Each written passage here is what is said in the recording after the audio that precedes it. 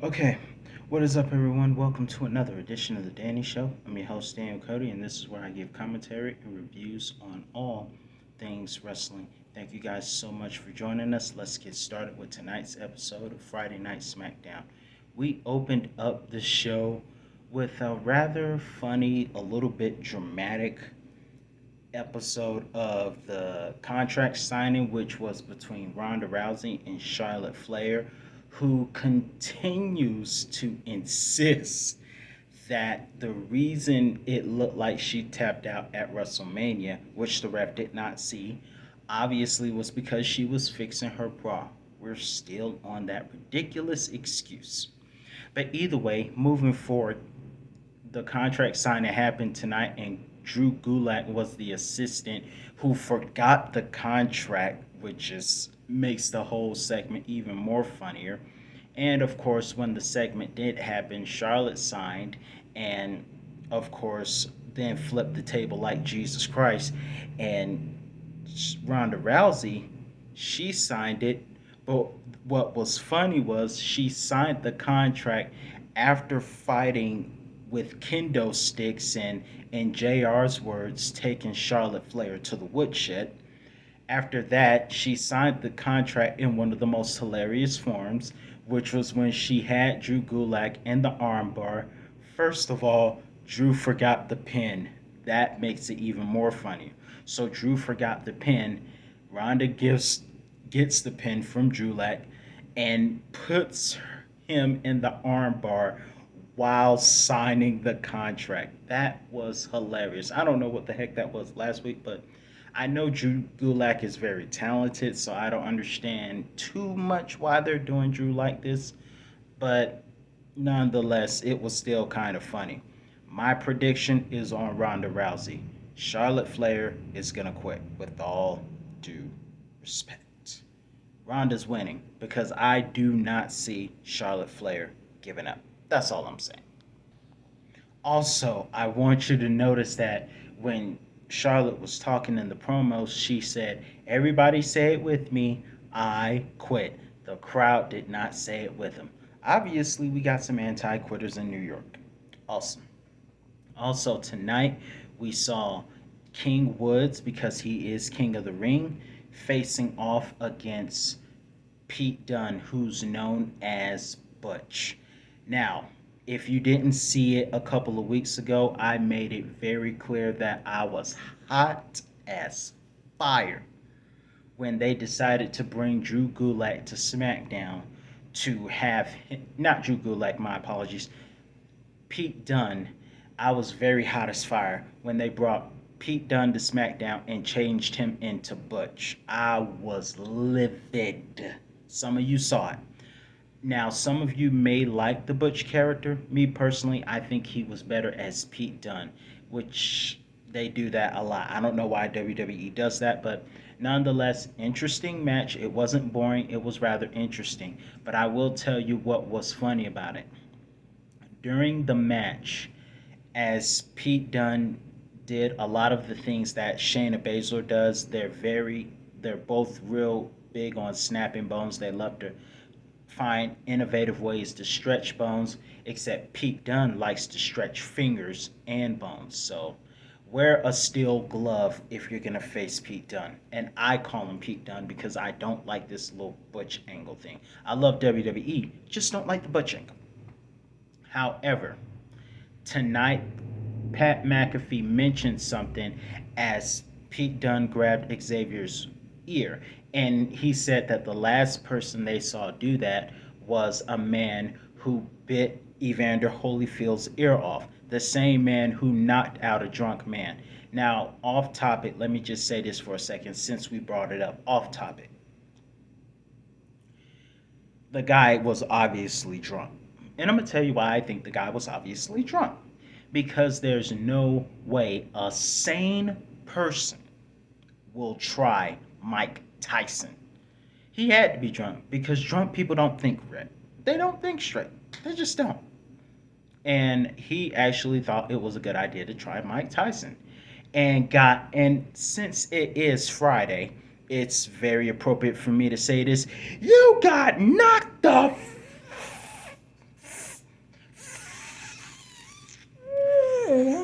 You got knocked out. You know what I was gonna say. Either way, the drunkard man got knocked out. But either way, during the match, I didn't think the match was boring at all. The match ended with everyone's favorite move, the roll up, with Xavier once again rolling up Pete Dunne and escaping with both his fingers intact, thankfully, because whenever you face Pete Dunne, you hope to make it out with your fingers intact. So he came out, he escaped, thankfully, and Drew Gulak is not Drew. It's too many Drews on SmackDown, obviously. My bad. Obviously, Pete Dunne left the arena kicking and screaming and fighting the security guard. He was like that out of control kid at the store. It's crazy. Also, unlike last week when Pat McAfee accidentally alluded to Chris Benoit with the Rapper Wolverine nickname, he called Pete Dunne this week, he called him a rabid wildebeest. That's better than that because they won't let you mention him. And speaking of the certain someone, God rest his soul, even though he went out in an unfortunate matter, speaking of him, somebody who can compete with him in a chest slapping contest is that guy, the Rabbit Man, and Walter. I know his name is supposed to be Gunther, however the heck you pronounce that ridiculous name. That comes from somebody who aligned himself with Hitler. Do we really want to name, in this day and age, do we really need to name somebody after somebody who calls terroristic disease? I'm just saying. But either way, let's not get too political here. That's my rule. We saw Walter make short work of another jobber whose name was Teddy Goods. And of course, like Rhea Ripley, who recently turned heel, did that little pinfall. Of course, I ain't even gonna talk about it. As much as I would love to, I'm gonna try and keep this PG just in case my mother sees it and not give my thoughts on that. You are welcome to give your thoughts about how you feel about Rhea's pinfall, but in case my mother sees this, I plead the fifth. Either way, we saw Rhea's pinfall from Walter tonight in very short fashion. When are we going to stop sending jobbers to Walter and give him some actual competition? Like I said, he'll give Roman, he will not dethrone Roman, but Walter versus Roman will make a great match, and also, he might be a long reigning champion, Intercontinental champion, but who knows? Got some good, interesting matches that could be made for SmackDown with Walter. In small news, Xia Li is obviously a heel now because she's only concerned with protecting herself. Raquel Gonzalez, who someone said should also turn heel, thanks for your input on that. And no, I don't hate the blondes. I'm just not much for making lustful comments about people. That's just me. So I don't hate them. I'm just not about to. I just think it's cringy when people like Jerry Lawler say certain things, especially the public things. If you ever played SmackDown versus Raw, there was a part. If you play at a SmackDown arena, you'll hear Taz say, "If you go to Raw, you got to hear about puppies," which is cringy, government mules, and scolded dogs, which is actually funny when JR says. And Taz said it was like a zoo on Raw on the games. But either way, moving forward, Xia Li is heel now. Raquel is coming to SmackDown next week, and the inspiration between Lacey Evans is rather very interesting. I can't wait to see when she returns to action. And my thoughts and prayers for anyone who has the same story of growing up in an abusive household with a guy who's high on drugs and stuff like that. That really sucks. My thoughts and prayers to anyone who has ever gone through that. CM Punk actually watched some of his family members struggle with drugs, which is why he's straight edge. But moving forward, we have Riddle versus Jay Uso tonight. And tonight we saw this. We saw, first off, can we talk about the fact that Paul Heyman staring at Roman is creepy? Just the way he just sits there and just stares at Roman while he's watching the show. It's just it's off. It's just I don't just look strange to me. But either way, make let's get into the match. We had Riddle who defeated Jimmy Uso after the amazing leaping RKO. Now we have Jay versus Riddle. And Jay versus Riddle was interesting in itself. We saw Jay try to steal Orton's move, which is the sideplex onto the announce table without the announce table breaking. Mm, excuse me. Then we would see Randy Orton show Jay how it's done by doing it to Jimmy. And in the match, we would see Jay try to go for the splash at the end, but Riddle countered it and went for, once again, the roll up. We saw two roll ups tonight. But either way, Riddle wins again, and Roman is pissed. So they sit them down for a come to Jesus meeting, and Sami Zayn comes in and manipulates the system, saying, people have been talking about you. Now I can be a great ally. If you help me, I help you. You scratch my back, I'll scratch your back, and all that stuff. And just being very manipulative. I mean, I acknowledge you, Roman. I acknowledge you. And Roman's like, what is he doing here? But either way, that stays in mind later. First off, we saw another in small news. Team Bad, or should I say Boston Glow, Team Bad had a reunion after that wild and wacky wedding we saw earlier this Monday. That was something. But we saw Naomi and Sasha do an interview with Kayla Braxton as their journey continues as tag team champions. Shayna and Natalia, who is obviously busy, how does she have time to go from SmackDown to NXT to SmackDown to NXT? Obviously forming a rivalry with Cora Jade. So she's on NXT and SmackDown. And with being on SmackDown, they want to face each other for the tag team championships, women's tag team championships. That'll make a great match for maybe WrestleMania Backlash.